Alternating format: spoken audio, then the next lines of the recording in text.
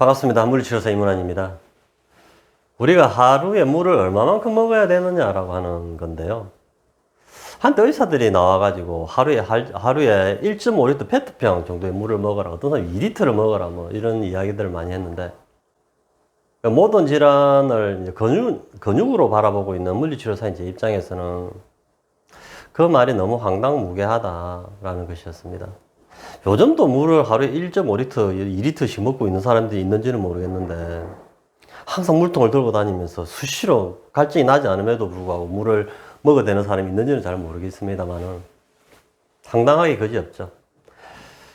우리가 물을 얼마만큼 먹어야 되느냐라고 하는 부분들, 우리가 사실 인체가 이제 물이 70%로 이루어져 있는 몸이라는 측면에서 보면, 그래서 물이 부족하면 탈수증에 빠질 수가 있고, 그래서 어떤 건강을 해칠 수가 있다. 그래서 물을 많이 먹어서 몸에 있는 노폐물을 빼주면 건강에 도움이 된다 라고 하는 이야기들인데요. 근육적인 측면에서 보면은, 근육으로 물을 끌어들이는 성분이 단백질이 게그라는 단백질이 있습니다. 들어보신 분이 있는지 모르겠지만은, 글라이소 아미노 글라이칸이라고 하는 건데, 근육 내에 분포하고 있는 이 게그라는 단백질이 활성화될 때 물을 끌어들이는 작용을 하게 되어 있습니다.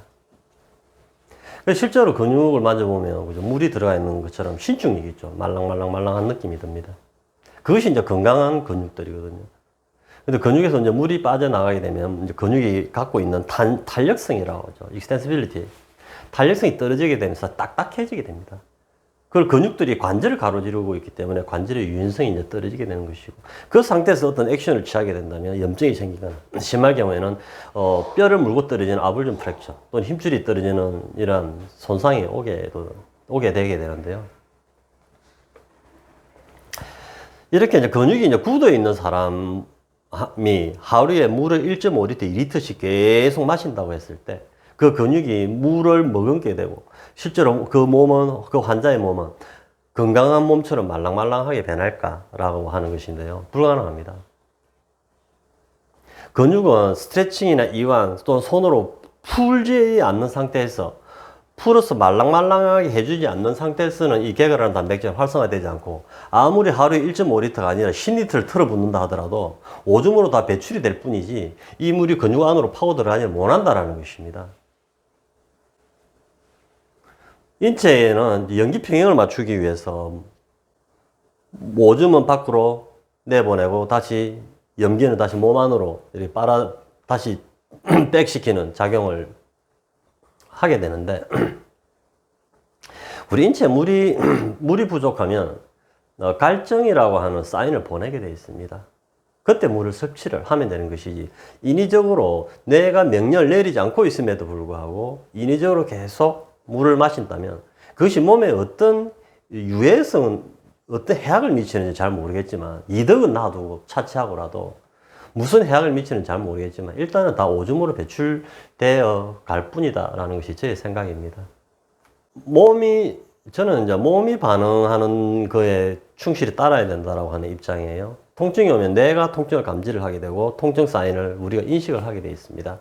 그래서 그것이 사지말단부 사지라면 그것을 보호하는 보호 기능을 하게 되어 있는 것이고요. 물이 부족하다라고 하면 갈증 사인을 보내게 되고 우리는 물을 찾게 되어 있다는 것입니다. 그때 물을 마시면 되는 것이지, 일부러 건강을 위해서 물을 습관적으로 섭취하는 것, 결국 인간의 몸에 좋지만은 않을 것이다 라고 하는 것이 제 생각입니다. 우리가 어린 애들이 놀이터에서 흙을 가지고 노는데요, 흙밭에서 이 아이들이 흙을 먹는 경우가 있거든요. 요즘은 뭐 거의 없겠지만 제 어릴 때만 하더라도 그것이 이제 몸에서 칼슘이 부족할 때 나타나는 사인이라고 그래요.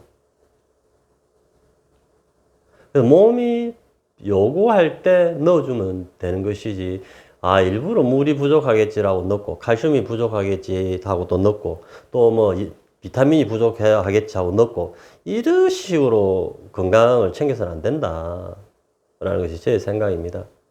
한때 이제 소금이 만병의 적인 것처럼 소금을 욕을 했던 적이 있었는데, 염기는 소금이라는 것도 그렇습니다.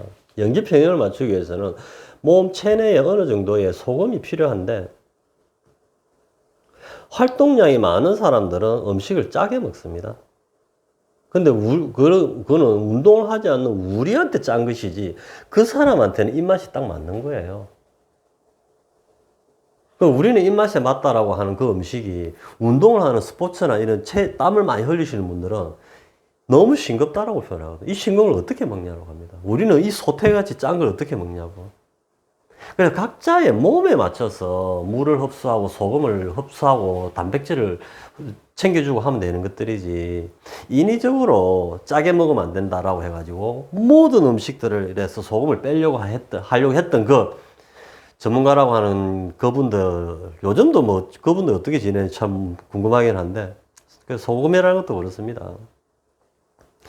소금이라는 게 사실 이 맛을 내는 향신료이기 때문에 소금이 들어가야만 어느 정도 맛을 내기 때문에 내는데 이 소금이라는 것도 그 사람 몸에 맞춰서 맛이 먹으면 됩니다. 그래서 너무 몸에 좋은 거 챙겨 드시지도 마시고요.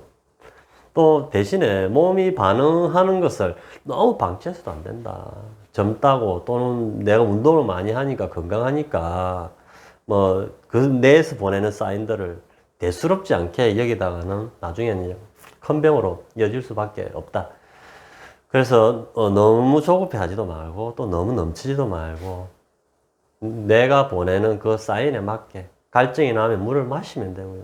피로가 오면 휴식을 취하면 되는 것이고 음식이 싱거우면 짜게 마시면 되고 짜면 물을 좀 타서 싱겁게 드시면 됩니다. 그래 운동이 하고 싶으면 밖에 나가서 움직여 주시면 되고 그렇게 건강을 관리하는 게 좋겠다라는 것이 환자를 치료하고 있는 물리치료사인 제 입장입니다. 네, 이상으로 강의를 마치겠습니다. 감사합니다.